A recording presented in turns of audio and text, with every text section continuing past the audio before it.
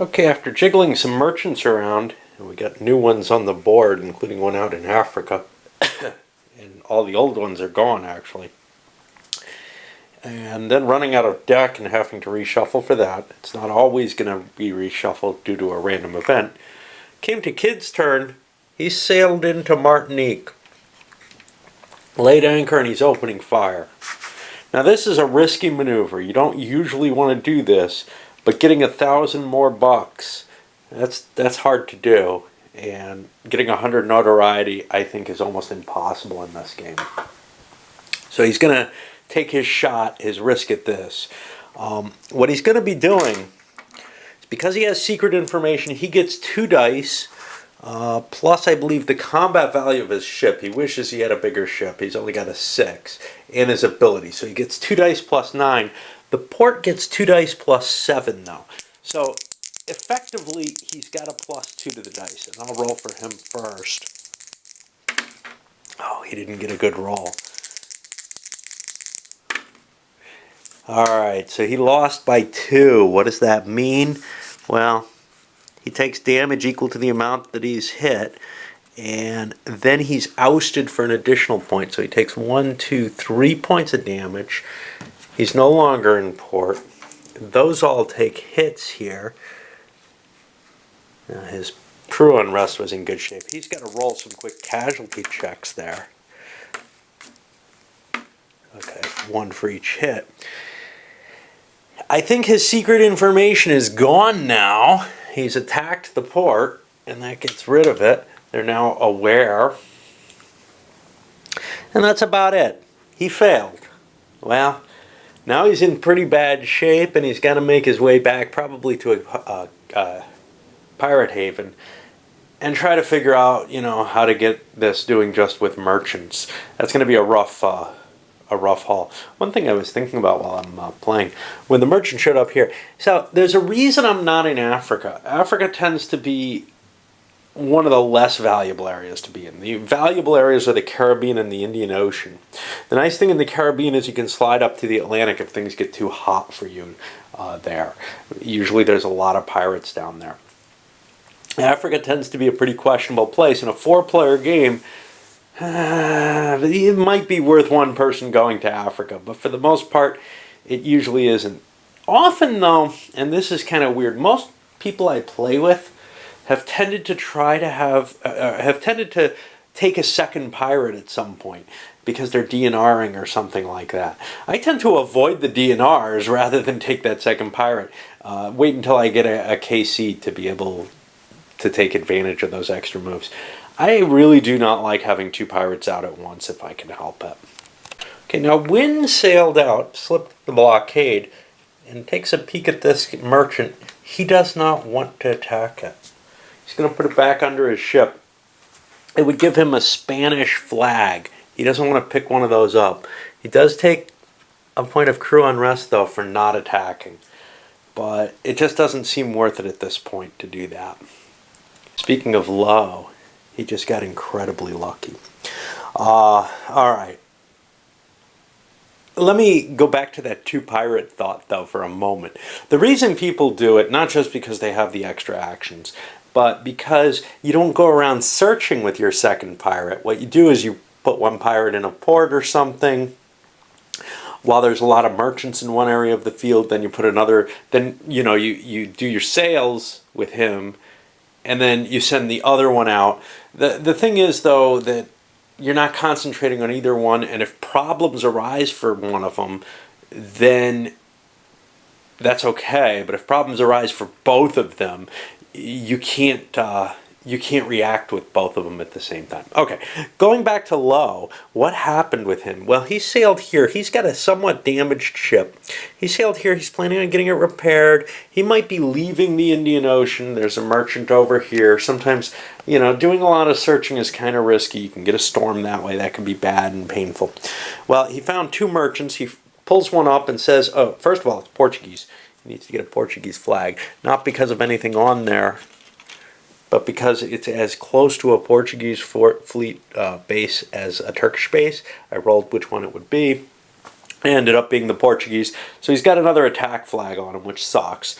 He's got to try to avoid getting a French flag here because he's got everything else. And that's making Africa very unattractive to him, right? Because he's got nowhere he could land there. Anyway, he decides to roll for this. It's a strength 8. He had a strength 8 plus 3, gives him a 3. He needs a 3 or less.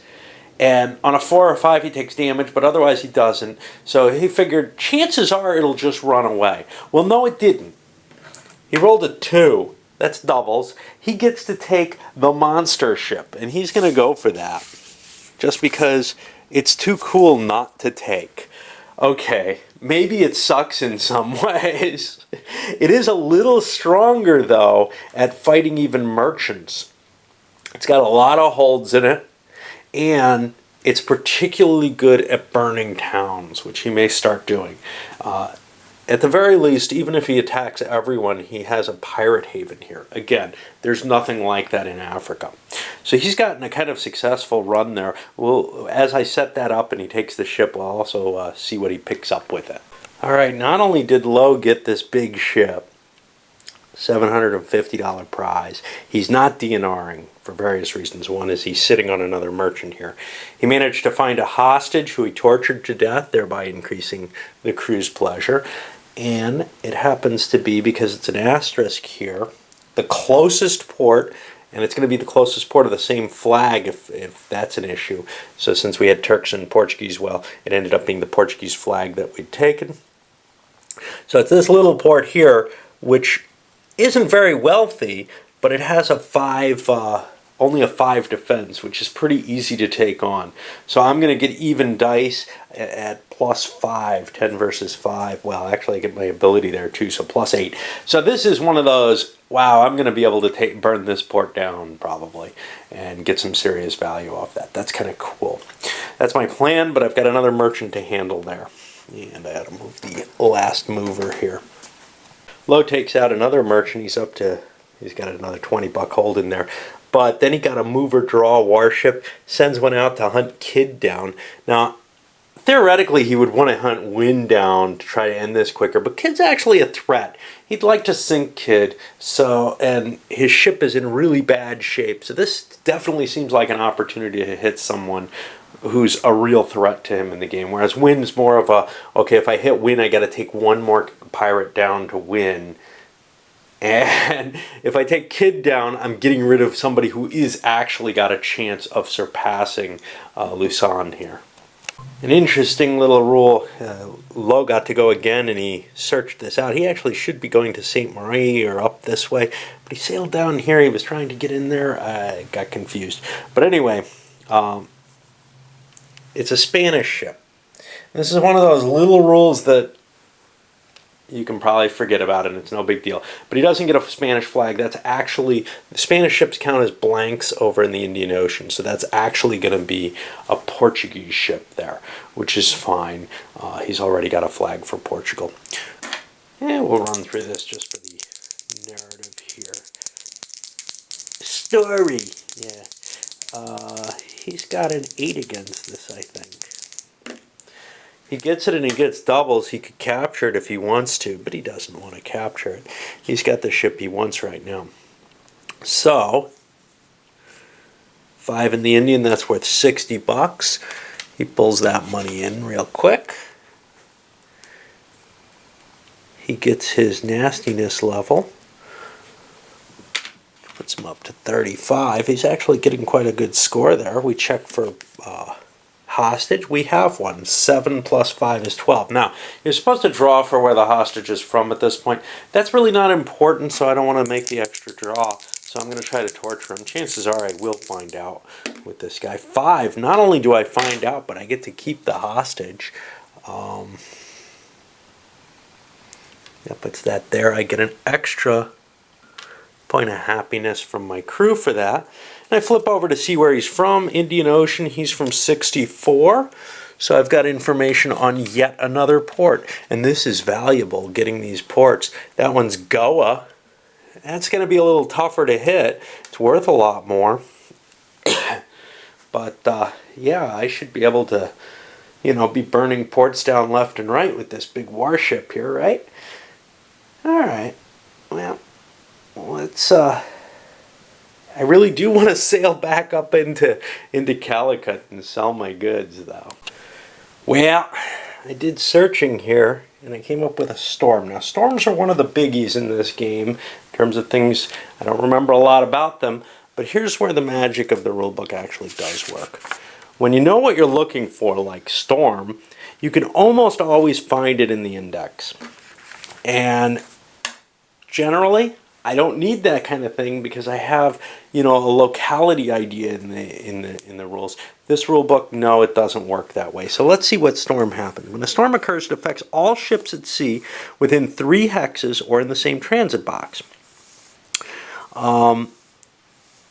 What's going to happen? I'm in a coastal. It's going to be speed damage equal to 2 dice going right. That could sink my ship, actually. Of course, I haven't used my cunning yet, so if it's really bad, I'll fix it. But this is a painful thing. In the sea hex, it's only 1 die. All right, let's see how bad this is. 5. I'm going to let that sit. 1, 2, 3, 4, 5. But now my speed is -3 off the die roll. I got to get somewhere where I can careen. Now, I may not get the next move here, but let's take a look at careening and see how that's fixed. And again, if you didn't know the name, you wouldn't be able to find it. But after a read of the book, that much you would know. Wooden ships, la la la, lots of stuff. Okay. I have to declare careening in a coastal hex or port using a careening marker, and then I roll 1 die to repair it. Now this is bad because if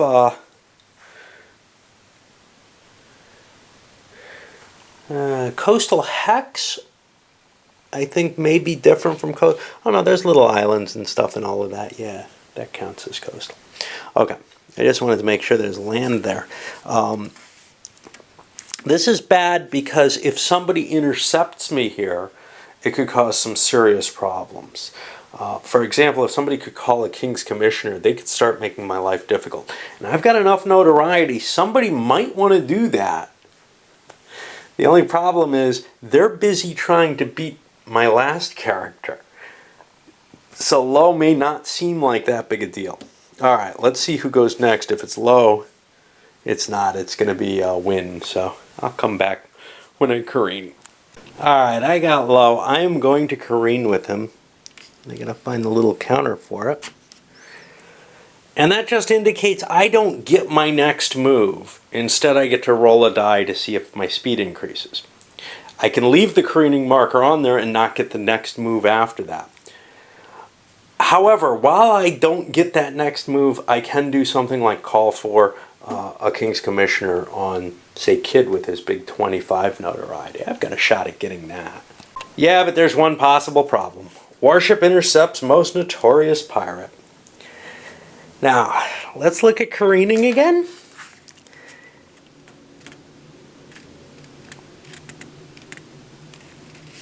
It is killed if intercepted. The pirate may not modify his intercepting die roll. So what that means is this will be destroyed, and I'm going to use the white die for the pirate if I can't roll greater than the red die. I do, so he doesn't see me, so I get away safe there. But there was a, you know, that's the risk of careening, and it's especially the risk when your notoriety's high. If you've got the highest notoriety, you could die at any time. That's, you know, basically really bad things target on you really easily. Meanwhile, while all this is happening, Kid slipped away into Tortuga and managed to repair. He can repair everything at a pirate haven all at once. And Taylor's slipped in here. He's going to try to sell this hostage and some of the treasure. In a sense, you could say, well, I don't know, shouldn't he have picked up more? Yeah, probably.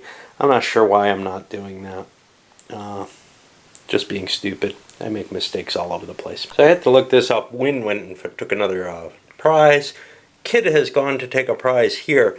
Now this is a Portuguese ship, and I was wondering, hey, is that the same effect as the Spanish-English or the Spaniards in the Indian Ocean?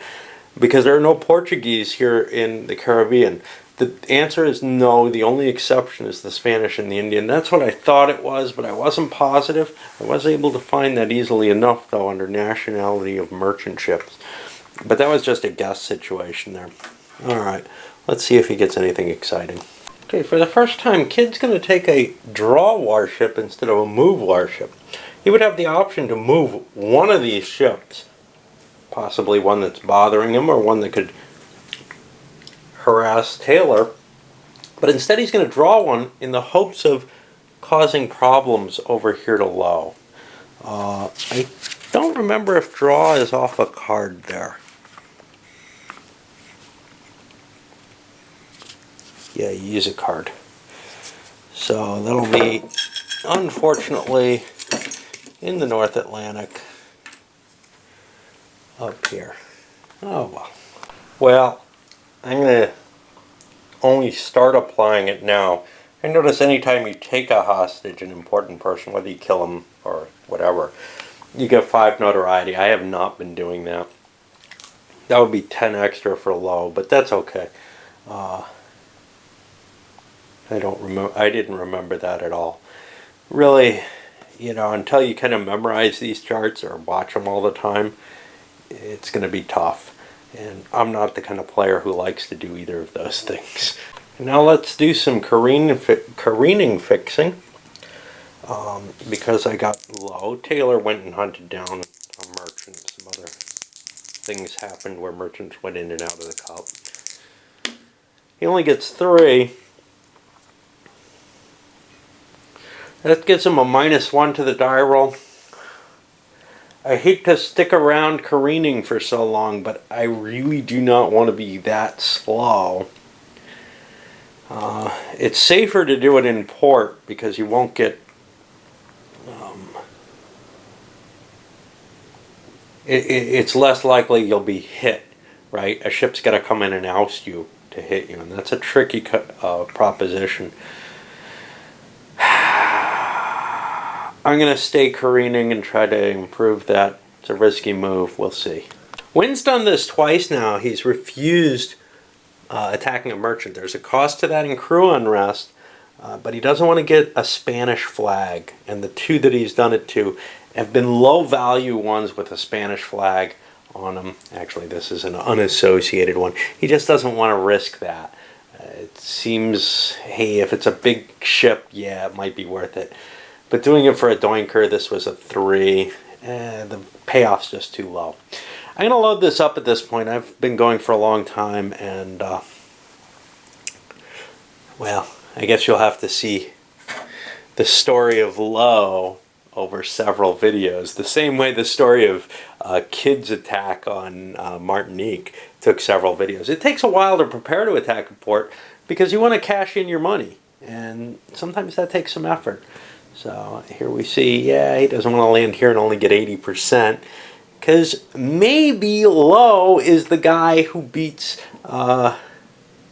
Luzon here, or helps get enough above Luzon that he can cover Kid and keep Kid from retiring and all kind of stuff like that. Alright, so up it goes.